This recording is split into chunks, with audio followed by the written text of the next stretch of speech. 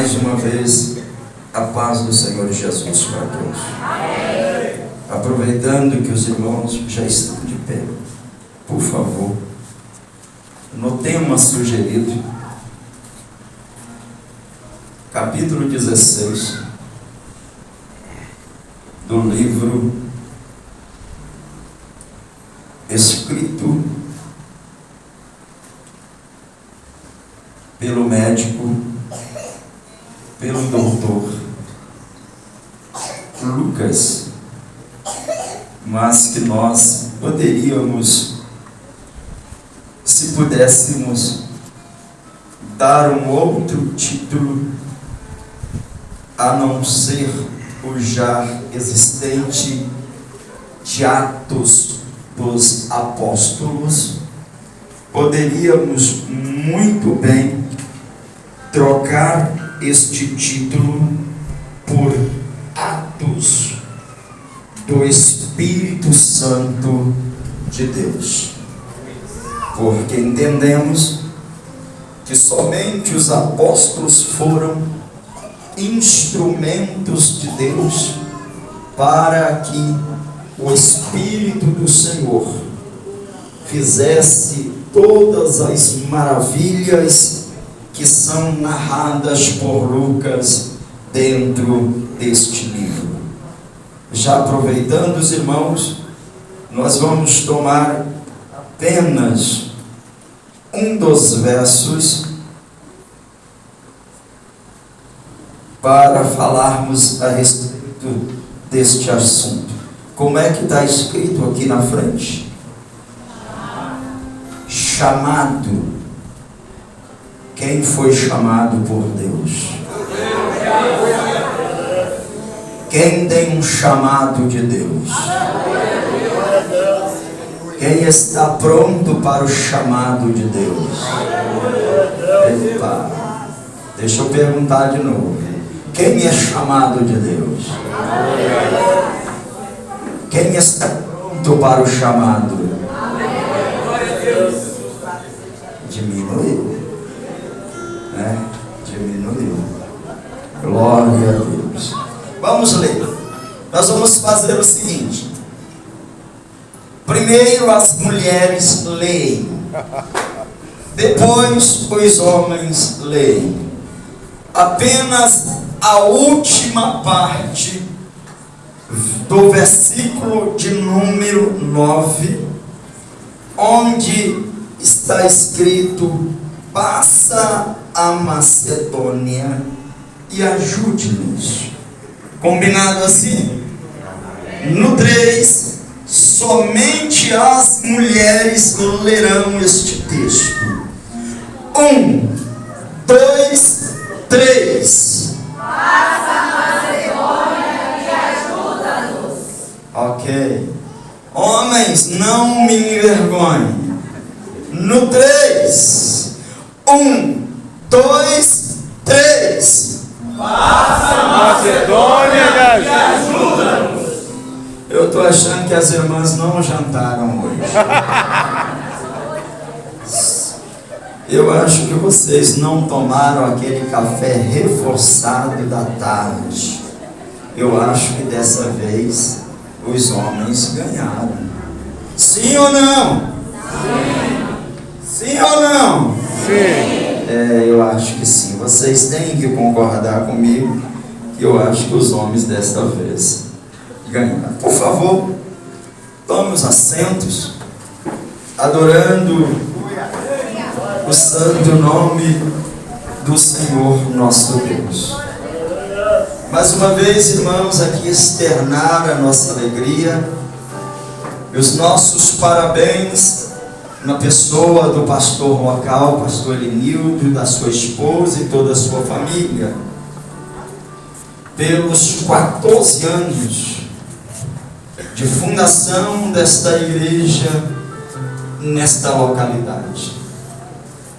Se abríssemos aqui um parêntese, para que os irmãos pudessem aqui contar a história destes 14 anos da fundação desta igreja, eu tenho certeza Que histórias lindíssimas, que testemunhos maravilhosos, impactantes, nos faria nos alegrar muito, desde o dia em que as boas novas de salvação ecoaram pela primeira vez nesta comunidade. Aleluia. Eu não me lembro ao certo de quem foi. Qual foi a primeira palavra pregada no culto? E quem dirigiu o primeiro culto? Ou quais foram os primeiros hinos que aqui foram entoados?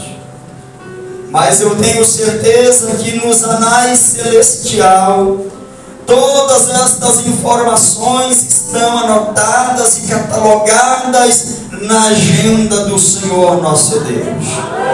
E naquele grande dia Deus dará recompensa através dos galardões a homens e mulheres que tiveram a destreza e a coragem de desbravar esta localidade. Que Deus abençoe cada um dos irmãos que aqui passaram e fizeram com que esta obra ela pudesse nascer neste lugar. Quantas famílias aqui foram resgatadas? Aleluia! Quantos homens aqui foram tirados do corredor da morte? Quantos rapazes e moças que aqui receberam uma nova identidade, um novo nome, uma nova história foi escrito. Tudo isto é para que o nome de Jesus seja glorificado nesta noite na vida da sua igreja aqui. O tema que nos foi proposto nesta noite, que foi escolhido pelos irmãos, é: eu tenho um chamado. Eu tenho um chamado. Todos nós temos um chamado. Talvez o teu chamado não seja igual ao meu chamado. Talvez o chamado do Gesiel não seja como o meu chamado. Talvez o chamado dos obreiros que me ladeiam aqui à minha volta não seja o mesmo chamado. Porque cada um de nós temos um chamado específico dado por Deus. E cada um, ao ser chamado por Deus, é capacitado por este dono da obra na execução daquilo a qual ele foi separado para o chamado. Oh, aleluia. Uns com maiores responsabilidades, outros com menos, mas todos têm a mesma importância dentro desta engrenagem, dentro do reino de Deus. Meus queridos irmãos, o capítulo 16, ele é um capítulo,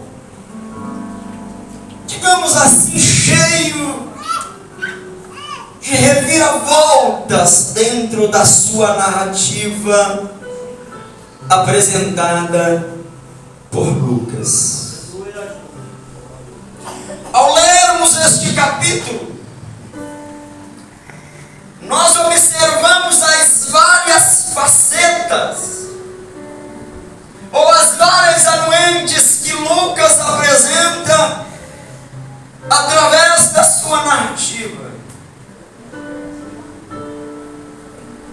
Lucas coloca dentro deste contexto alguns nomes, algumas pessoas que de alguma maneira exerceram o seu chamado e o seu papel dentro do reino de Deus.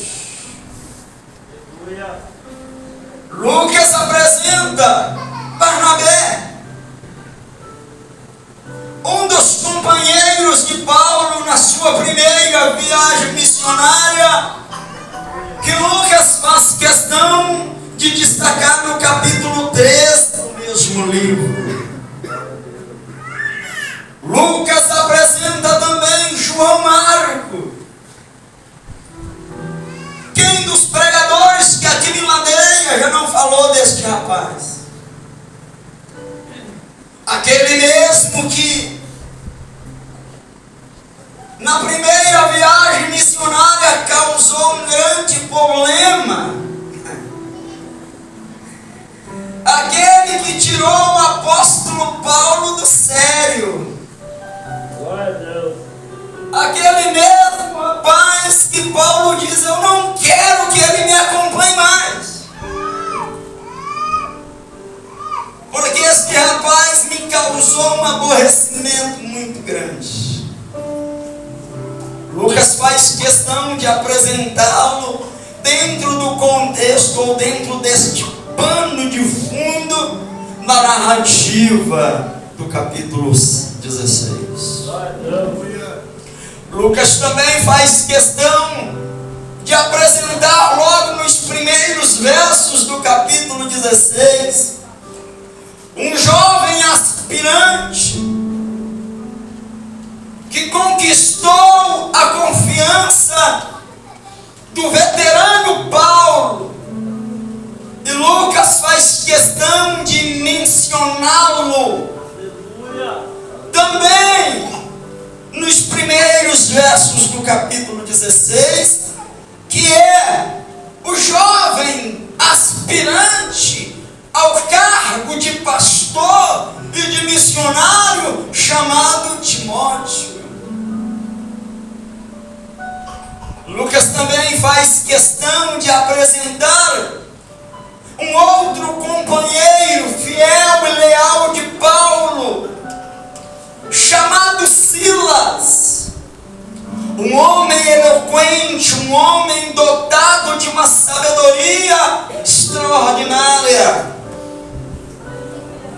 São essas facetas que a narrativa do capítulo 16 Lucas faz questão de mencionar. E além destes nomes, cada um na sua posição, galgando a sua importância dentro deste contexto, Lucas também faz questão de mostrar no capítulo 16 as reviravoltas, as mudanças repentinas que aconteceu dentro deste capítulo de número 16. Aleluia. E o autor principal, ou a figura central desta engrenagem, que Lucas também faz questão de mencionar, é o apóstolo Paulo. O apóstolo Paulo, aquele mesmo que lá no capítulo 7 do livro de Atos respirava ameaças e teve também consentimento na morte de Estevão, o primeiro mártir da história da igreja primitiva. O mesmo Paulo que no capítulo de número 9 vai aos magistrados, ao sumo sacerdote, à liderança religiosa, e pega a carta com autorização para prender, para açoitar e matar todos aqueles que professassem o nome de Jesus Cristo, o Nazareno. O mesmo Paulo, uma figura emblemática, uma figura de uma importância tão singular e única,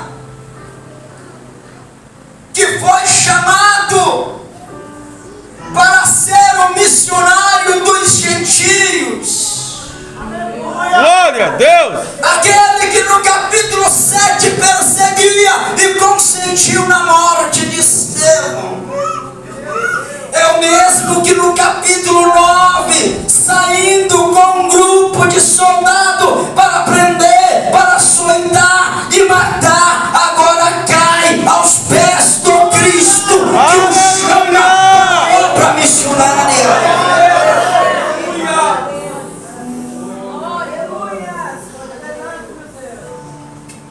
Paulo, depois que Cristo ele é, no Novo Testamento, a pessoa mais importante dentre os apóstolos,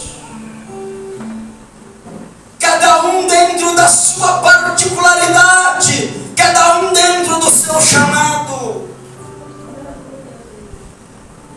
Mas não tem como lermos o Novo Testamento, ou na maioria das pregações que são pregadas nos altares das igrejas, que este nome Paulo não seja mencionado de alguma maneira. Aleluia.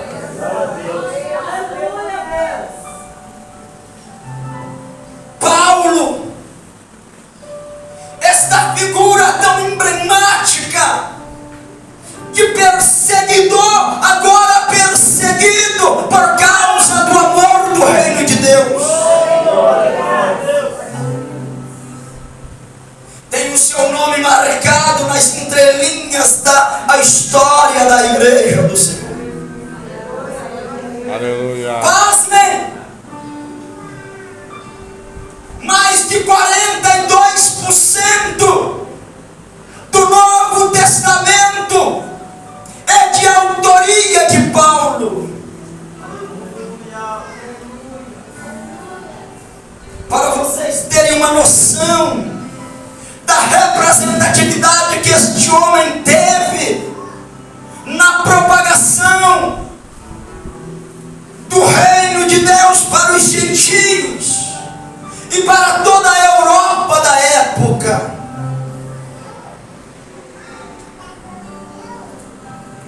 Capítulo 16,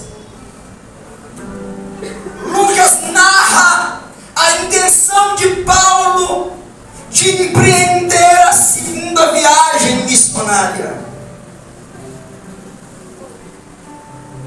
A primeira está no capítulo 13 do mesmo livro. Paulo sai, implanta as igrejas. Quando chega no capítulo de número 15, existe um grande problema na igreja para ser resolvido, pastores. Está acontecendo no capítulo 15, a narrativa de Lucas, que há uma assembleia geral em Jerusalém. Há um assunto importante que precisa ser debatido e discutido e que se encontre uma solução. O assunto da pauta era circuncisão. A maioria dos líderes que ali estavam para debaterem este assunto eram favoráveis à seguinte ideia: todo aquele que se converte a Jesus Cristo precisa submeter-se à circuncisão, porque senão não será salvo.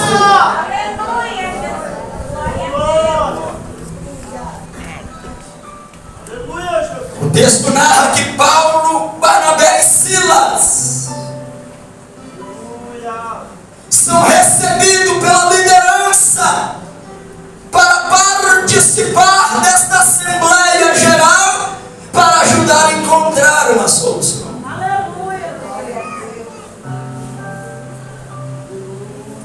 A reunião acontece, o debate acontece, chega-se a uma conclusão. Agora o capítulo 16, Paulo, depois do assunto encerrado, ele quer voltar àquelas igrejas a qual ele havia fundado. Ele queria visitar uma por uma destas igrejas para saber como estava o pastor. pastor que lá tinha ficado. Ele queria saber como estava a igreja, cada membro, cada congregado, cada pessoa que ele tinha deixado.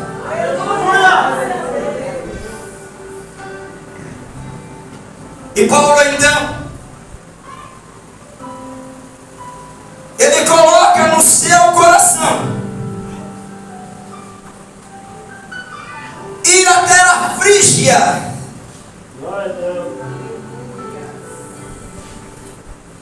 E observe bem, o Espírito de Deus não lhe permitiu que ele fosse a Frígia.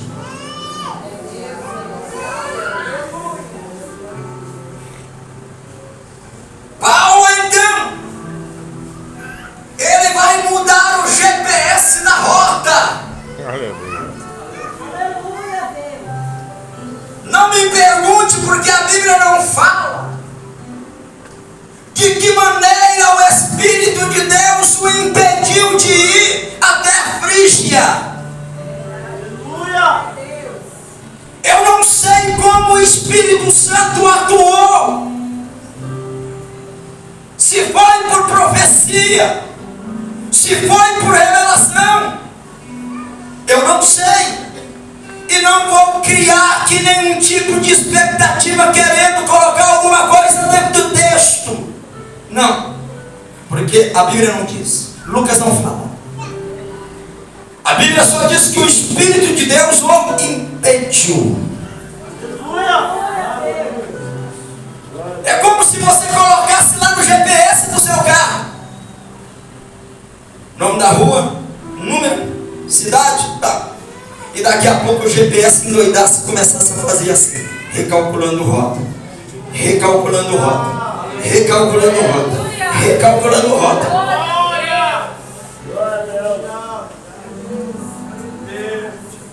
A Bíblia diz que Paulo então vai fazer um outro plano. Vamos descer até Bitínia. Tudo pronto. Tudo preparado. Só que mais uma vez, o Espírito do Senhor Deus mais uma vez hesitante. A pergunta é, e eu quero fazer uma reflexão com vocês aqui nessa. Os homens estavam cheios de boas intenções. Paulo não estava indo lá para divertir lá em Frígia. Paulo não estava indo para Betínia para se divertir, para um churrasco. Não!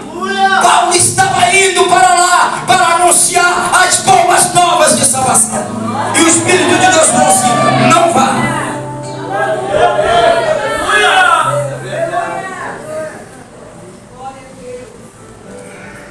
Pense comigo.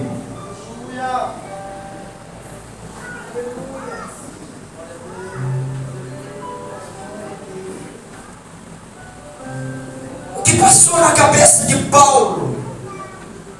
O que passou na cabeça de Silas e do jovem Timóteo que o acompanha? Paulo, você não orou antes não, Paulo? Você não orou e nem jejuou e pediu direção de Deus não, Paulo? Que negócio é esse? Para Frígia não pode, para Bitínia não pode.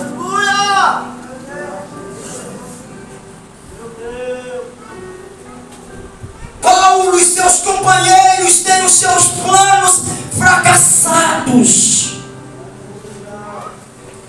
Mas aquilo que parece fracasso na nossa vida pode ser um escape e livramento de Deus. Oh, glória! É verdade!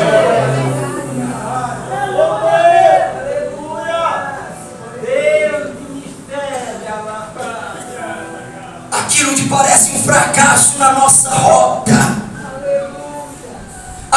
que parece um fracasso na nossa caminhada, pode ser Deus querendo nos dar um livramento e evitar o mal que pode nos acontecer na frente.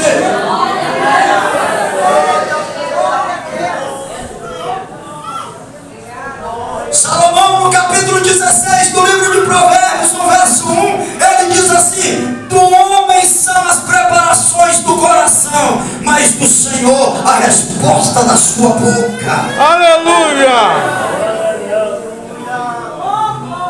Eu tenho certeza que Paulo tinha orado. Eu tenho certeza que Paulo tinha jejuado por este projeto. Quando Deus fala com ele assim: não vai a Frígia. Quando ele tenta ir para a Bitínia, o Espírito de Deus fala: não vá. Paulo, pá. O que está acontecendo? Existe coisa na nossa vida que começa a dar muito errado. É o momento que talvez o Espírito de Deus está nos chamando a nossa atenção para dizer assim: ei, recalcule a rota. Recalcule a rota. Mude a direção para onde você está querendo ir, porque não é da minha vontade.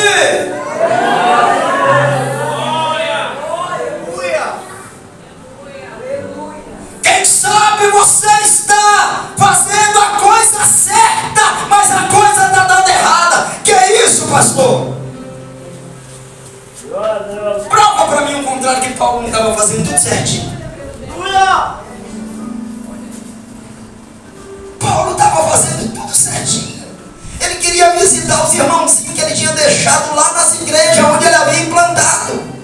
Olha a intenção do coração de Paulo: eu estou com saudade dos irmãos, eu preciso ir com eles, eu preciso orar com eles, eu preciso dar um abraço lá nos irmãos. Mas o Espírito está dizendo assim: não é agora que você tem que ir lá.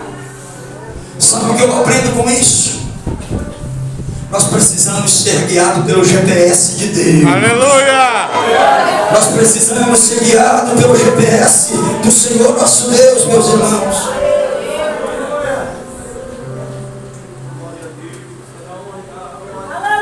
Quando ele ouve o segundo não de Deus, ele para, recalcula a rota, conversa com os seus companheiros Timóteo e Silas e diz assim: o texto diz que eles descerão para Troades. Existe um momento que nós precisamos descer. Ei, verdade. existe um momento que nós precisamos descer até Troades. Troade era um lugar de descanso e de reflexão. Missionários, existe um momento que você precisa descer até Troade. Se está acontecendo na tua caminhada, a coisa não está dando certo, você está fazendo certo, mas está dando errado, você precisa parar, mudar a rota e descer até Troade.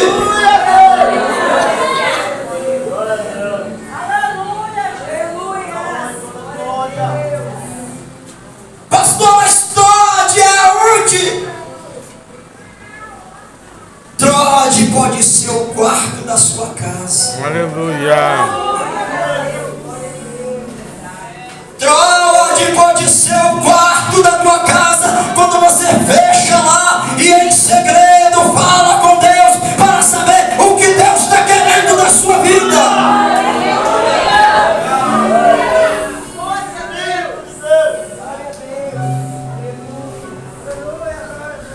Paulo entendeu? Desce para Troade. E é lá em Troade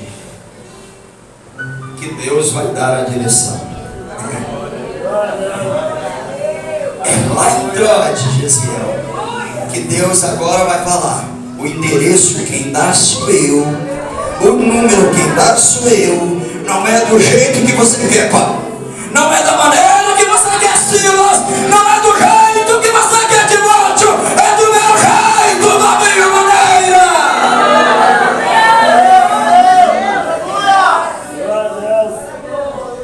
É preciso descermos a Troide. Porque às vezes na agitação da nossa vida, no corre, nós queremos fazer tudo do nosso jeito. É verdade. E nós achamos que está certo. Nós achamos que está correto. Mas Deus está falando assim, olha, rapaz, está tudo errado. Só que na agitação da nossa vida nós não temos tempo para parar e ouvir. E aí Deus fala, desce para Troade.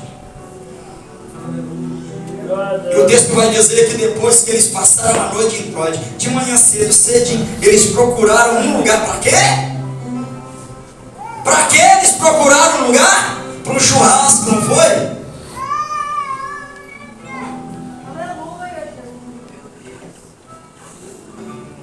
A Bíblia diz que eles vão até as margens de um rio.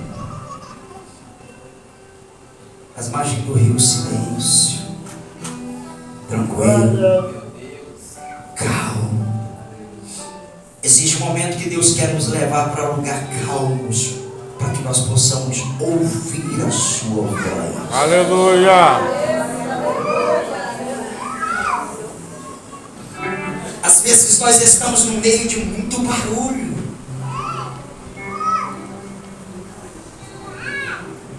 E o barulho não está nos permitindo ouvir os direcionamentos de Deus.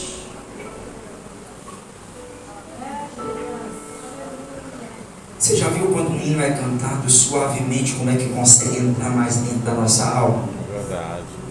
Eu sou sincero, eu não gosto de hino barulhento.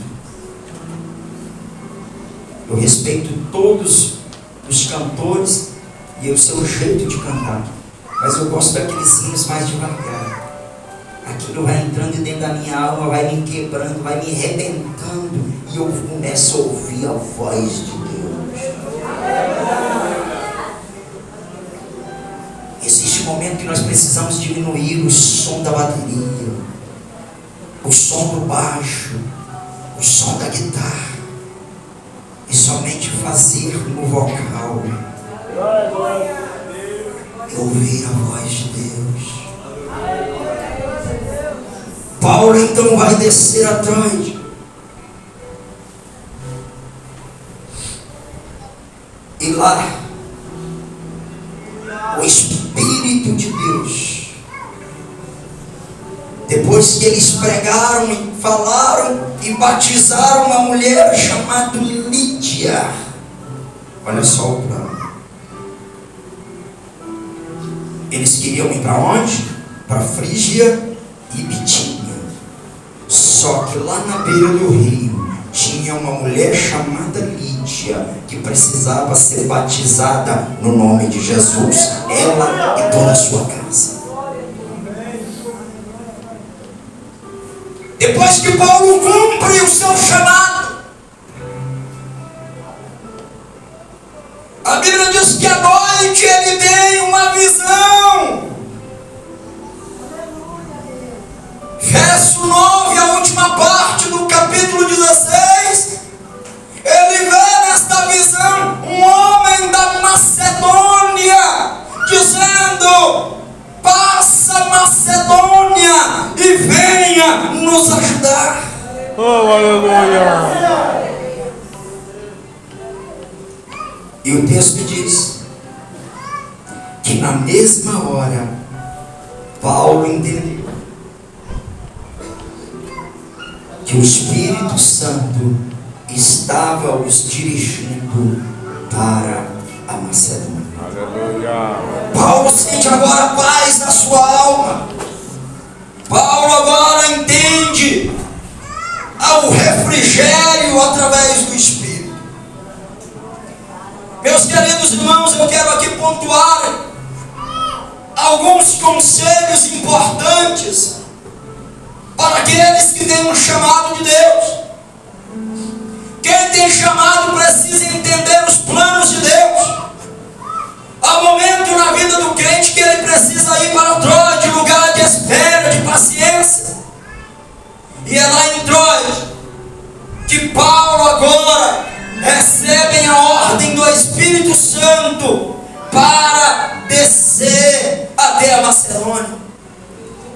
Existe um momento na vida do missionário, daquele que tem um chamado, preste atenção. Ele precisa ouvir um não de Deus.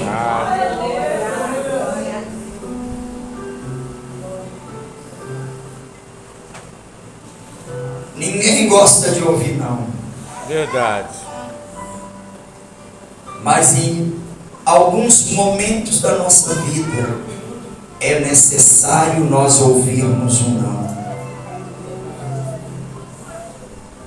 Você está preparado para o não? Você está preparado para ouvir não? O não tinha um objetivo traçado por Deus para aqueles missionários. Talvez se fosse nos nossos dias, quando o Espírito de Deus falou com Paulo assim: não vá para a Frígia, não vá para a Bitínia, alguém poderia dizer: olha, Paulo, é o diabo que está falando com você. Não é Deus que está falando com você não, Paulo. Essa voz não é de Deus. É o diabo que não quer que você vá lá pregar para ele, para todo mundo ir para o inferno. Mas nem todos os nãos partem do diabo, meus irmãos. E nós precisamos estar atentos para entender o não de Deus. E muitas vezes o não frustra. O não abate. O não nos decepciona. O não nos faz recuar. O não nos entristece. Mas o não muitas vezes é necessário da parte de Deus para estarmos dentro do seu plano corretamente.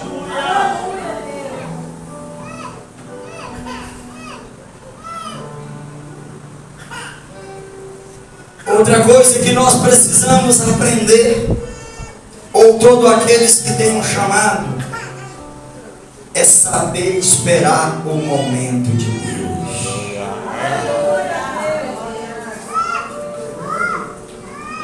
Olha aqui, nós desta geração, nós somos imediatistas.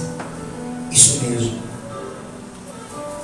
Nós queremos tudo na nossa hora. Verdade. Do nosso jeito. Se não for na nossa hora e do meu jeito, não presta. Você sabe por que tem muitos crentes desviados? Você sabe por que tem muitos crentes frustrados com Deus? Porque não souberam esperar a sua hora. Esperar não é fácil mesmo não. Nós temos uma ansiedade, esta geração tem uma ansiedade terrível. A ansiedade mata.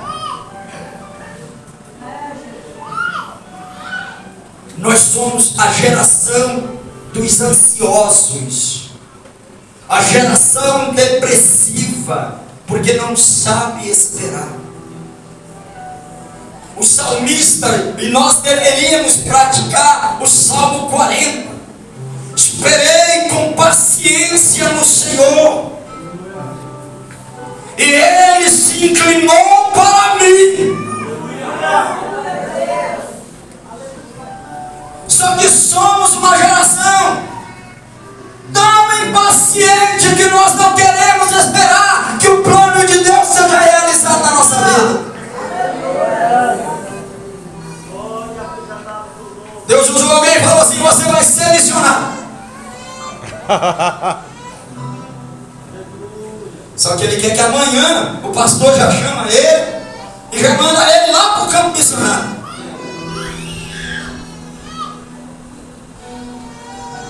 Aí se o pastor não tem visão de Deus, pega o camarada cru, nu e manda para o campo. Daqui a pouco está lá reclamando, porque não aguenta as lutas e as provações.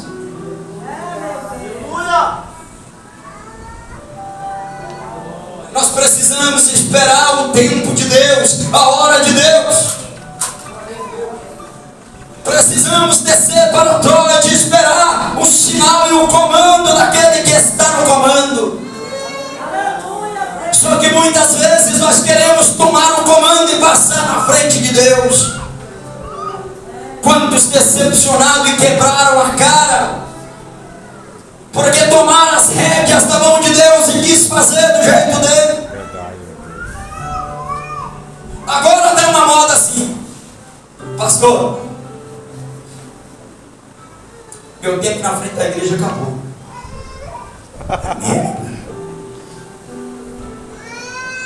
Estou sentindo que meu tempo na frente da igreja acabou. Quem disse para você? Mas não tem um líder na frente do campo? Não tem um líder na frente da igreja? Se Deus quisesse falar direto com você, não me colocaria lá.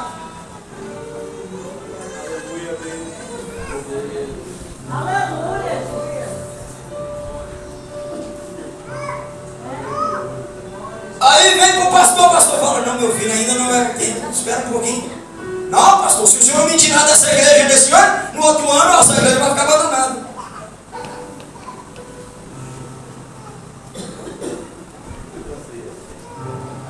Tem nada no esboço disciplinando a gente. Mas eu me permito deixar Deus me usar para falar.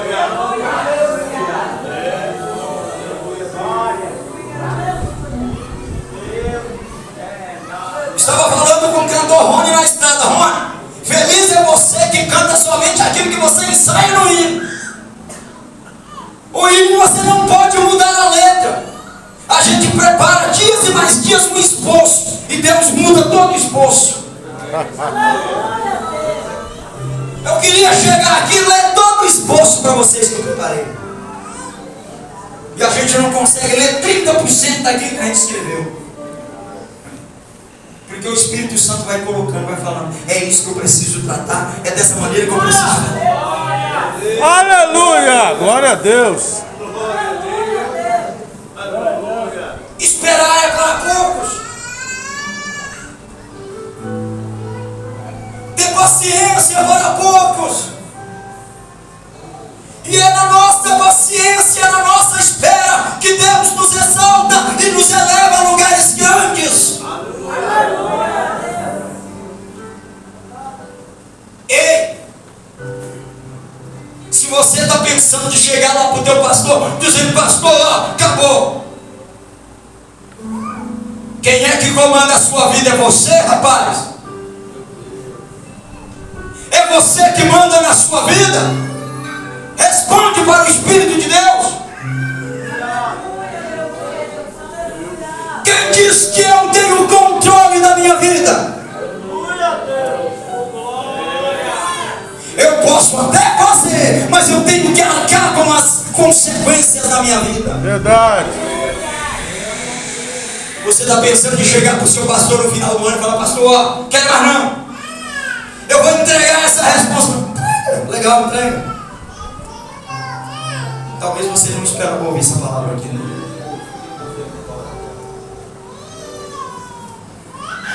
Quem tem chamado precisa estar preparado para ouvir o não e também esperar em Deus.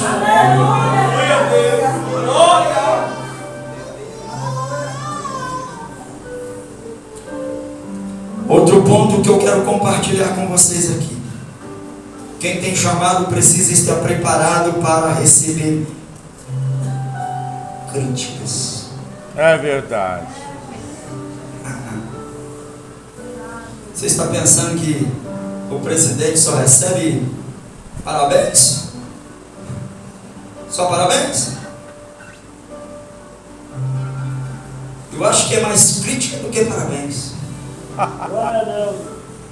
Eu preciso estar preparado para isso. O meu mental, o meu psicológico precisa estar pronto para isso. Eu preciso saber filtrar essas coisas, porque senão eu vou me decepcionar. Você faz, e alguém diz assim: ah, pastor, se fosse comigo eu faria melhor. Por que o infeliz não faz?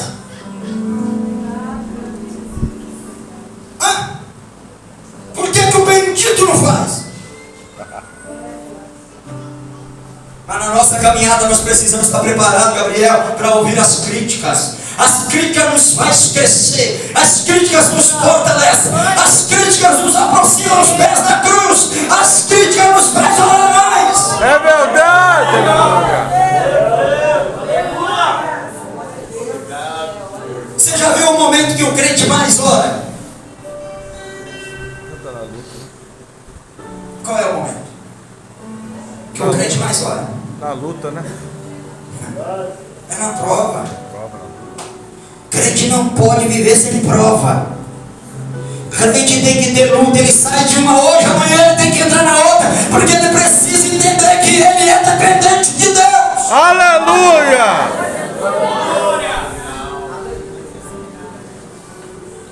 Quem tem chamado precisa entender, meus irmãos. Precisa estar preparado para a rejeição e para o abandono.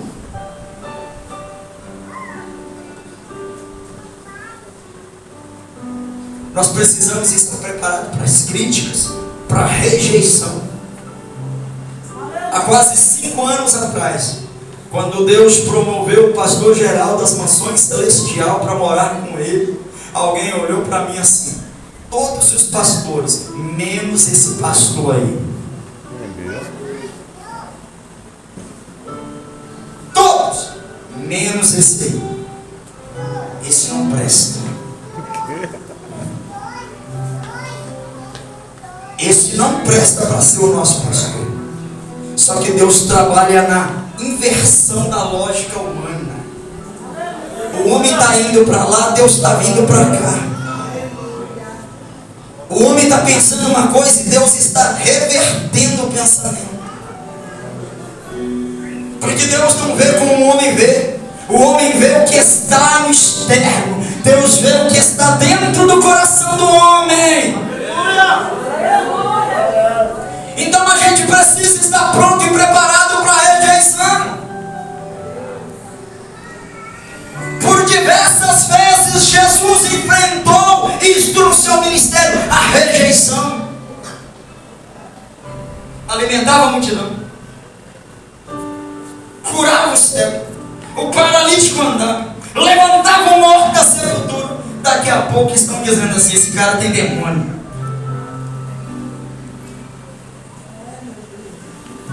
Ele expulsa os demônios pelos príncipes dos demônios. Isso é uma rejeição. Verdade. No capítulo 6 de João narra que Jesus está pregando, o culto dá uma vez, daqui a pouco o sermão está tão duro e o povo começa a ir embora. E eu tenho certeza que Jesus estava pregando uma doutrina forte lá. Daqui a pouco o povo começou a vazar. Daqui a pouco chegou os discípulos e falou assim: mestre, se eu fosse o senhor, eu maneirava o discurso aí. Por quê, Pedro? O povo está indo embora. Aí ele olha e fala assim: quer ir você também? Não tá bom não, Pedro? Olha aqui, a porta está aberta. Se não tá bom para você, pega a sua bolsinha, a sua cachorrinha e vai para outro lugar.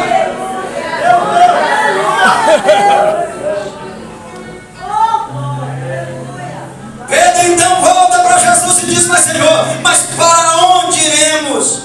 Para quem iremos nós? Não é para onde, é para quem iremos nós? Se só tu tem palavra de vida eterna. A palavra pode ser uma, mas se ela vem de Deus, ela promove a salvação e a mudança no homem. Aleluia! Precisamos estar preparados para o abandono. Paulo sofreu esta decepção com João Marcos. E na segunda viagem, Barnabé tentou interferir, dizendo: leva com você João Marcos. Ele falou assim: não quero. Aquele que tem chamado precisa estar preparado, que em algum momento da nossa vida vai ter esses tipos de embate.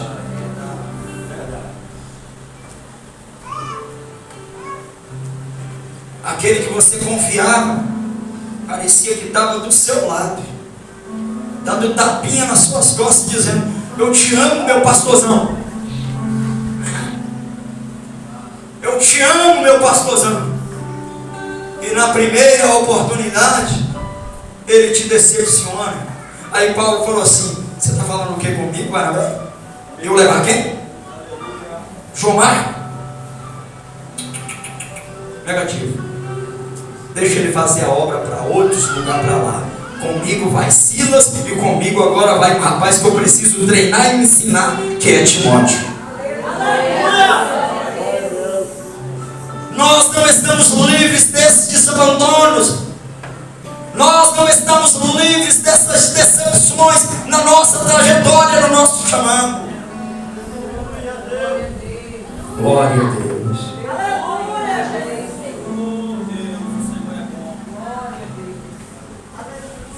Outra coisa que eu quero falar aqui para quem tem chamado. Eu tenho quantos minutos?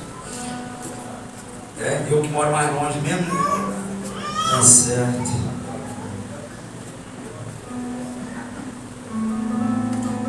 Outra coisa que eu preciso compartilhar com vocês: quem tem chamado tem poucos amigos. Meu Deus. Conta no dedo os amigos, aquele que você pode confiar literalmente.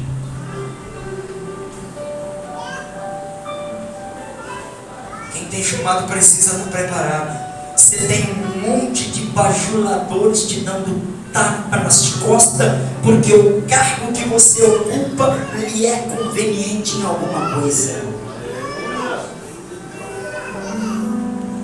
Uma pessoa disse para mim depois que eu assumi a presidência da igreja: pastorzão, confesso para o senhor que eu não sabia nem quem o senhor era. Eu falei: meu rapaz, legal. Eu gosto de compartilhar essas coisas, porque isso faz parte da caminhada. Verdade. Das pessoas que estão do nosso lado. Basta você falar o primeiro não para ele e ele te abandona. Basta você fechar a primeira porta para ele, que não é conveniente para ele, ele te abandona. E a gente precisa preparar para isso. Gabriel, no campo, na chamada, nós temos poucos amigos. O nosso amigo fiel e leal chama Jesus Cristo, nosso Senhor. Aquele que nós entramos para dentro do nosso quarto, fechamos a porta e pedimos misericórdia e socorro a Ele. Eu estava orando em uma madrugada. Eu acordei, perdi o sono, e o Espírito de Deus me incomodou para me orar. Daqui a pouco, na hora que eu dobro o joelho, começo a orar para Deus. O Espírito ouviu uma voz nítida falar no meu ouvido, falar assim: fale mais comigo e menos com os homens. Eu abri o olho para ver se era minha esposa que tinha falado comigo. Ela estava dormindo. Voltei a orar e a voz falou comigo novamente: fale mais comigo e menos com os homens. Existe um momento na nossa vida que nós precisamos aprender isso.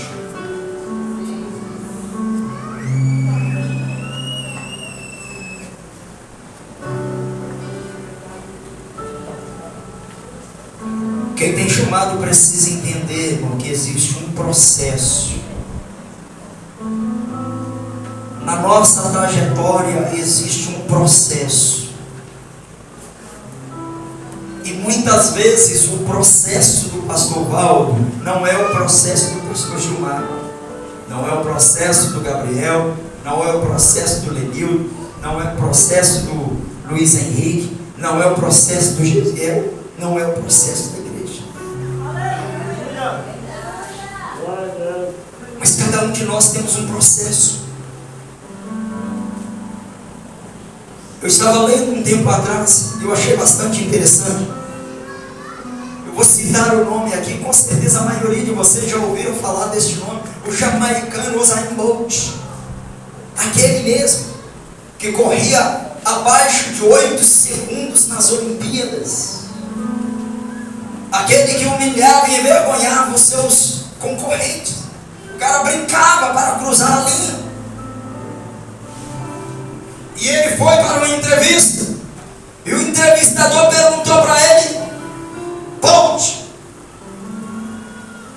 qual é o segredo para você ser tão rápido como você? Parece que você brinca de correr.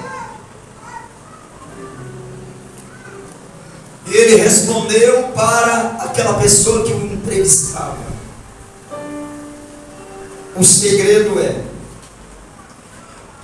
eu treino 3 vezes por semana, 9 horas por dia, para correr abaixo de 9 segundos nas Olimpíadas.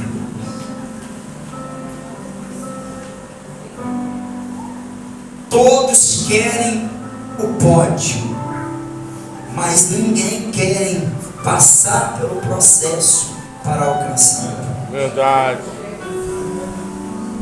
3 vezes por semana, 9 horas por dia, para correr abaixo de 9 segundos.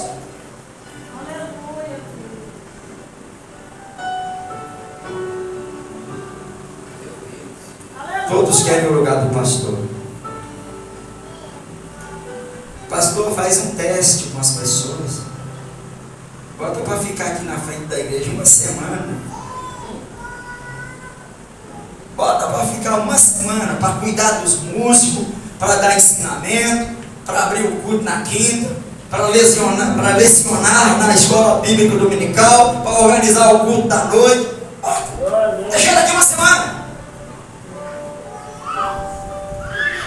Mas todo mundo que ouvisse o cargo do pastor, se eu fosse o pastor dessa igreja, esse negócio seria diferente.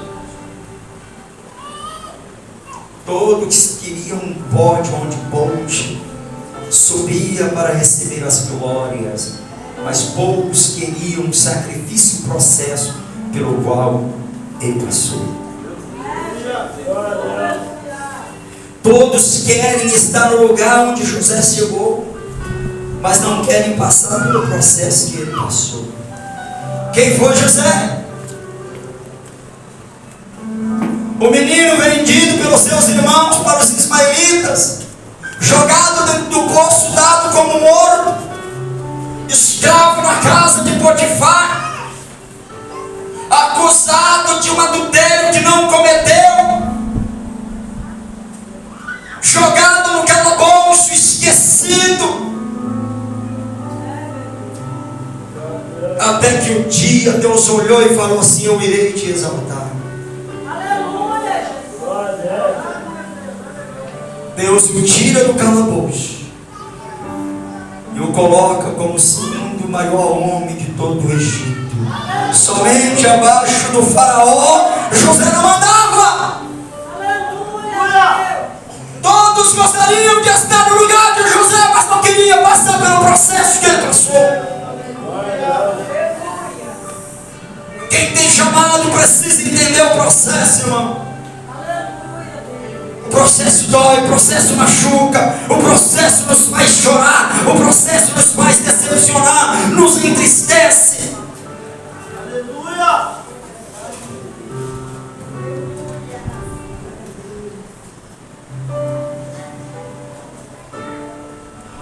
Depois de toda essa expositiva, ainda você quer exercer o seu processo?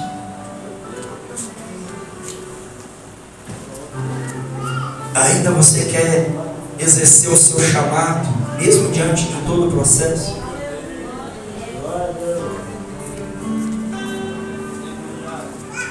Se você estiver pronto para submeter-se ao processo, você também estará pronto para ser elevado por Deus no seu tempo e na hora certa. Se você está passando por esse processo e você não está entendendo por que está dando tudo errado na minha vida,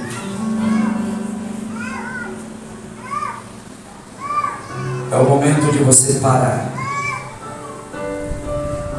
recalcular a rota, porque quem sabe Deus tem outros planos para você. Pastor, nada dá certo na minha vida. Eu boto o currículo na empresa de todo mundo chama menos o meu nome. Pastor, eu tento fazer algo na minha vida e tudo fracassa.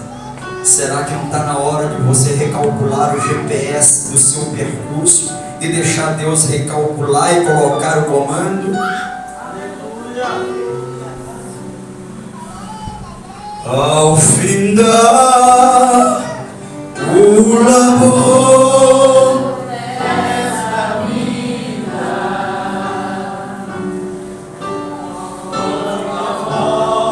ao seu lado chegar, destino há de ter a tua alma. Qual será o namoro teu lar, meu amigo, hoje tu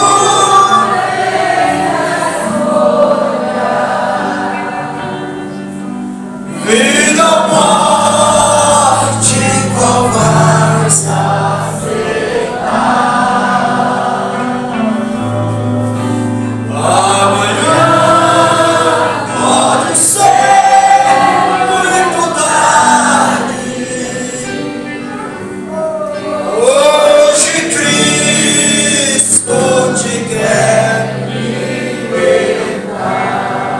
Olha aqui, tu procuras a paz.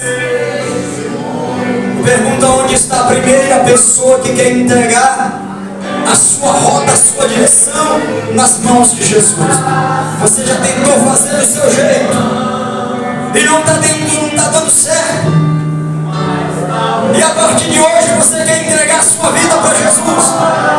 Você que está desviado dos caminhos do Senhor, vem aqui na frente, eu quero orar por você. Levanta daí, venha. Venha. A glória! Aleluia.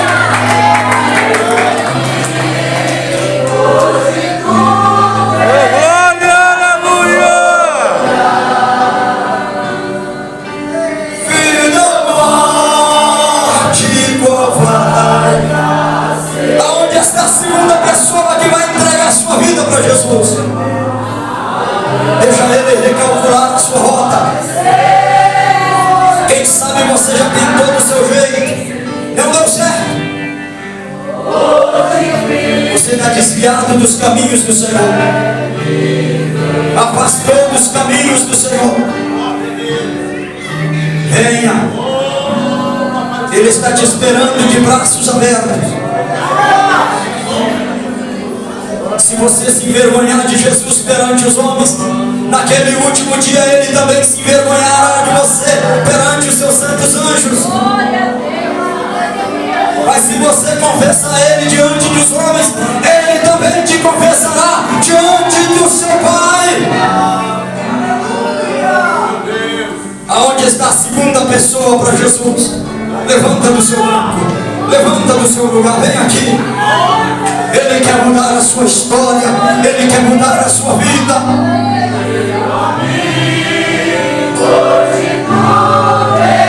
Se você já tentou do seu jeito e não deu certo, deixa Ele fazer do jeito dele.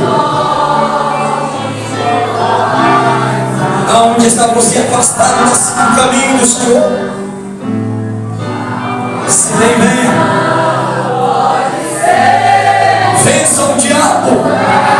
Vença as algemas que está te prendendo. Ele quer mudar a sua história. Ele quer mudar a sua vida. Glória a Jesus. Fica Fica de pé, meus irmãos, fica de pé.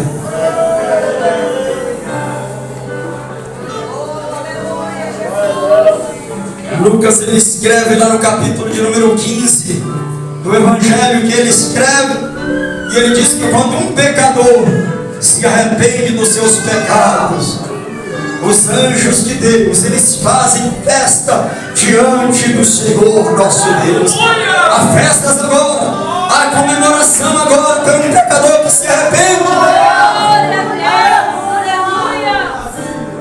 Pastor Josiel, desce ali, vamos orar por esse rapaz.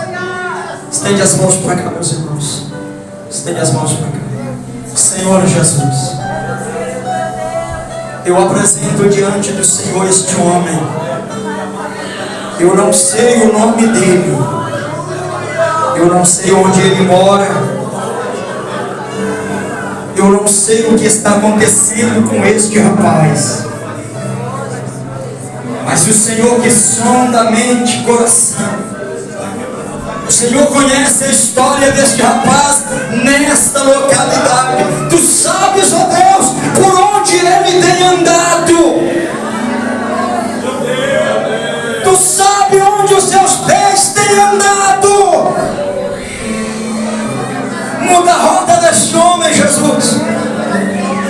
Muda a rota deste homem, Jesus. Os caminhos que ele tem andado são caminhos tortuosos, caminhos tenebrosos.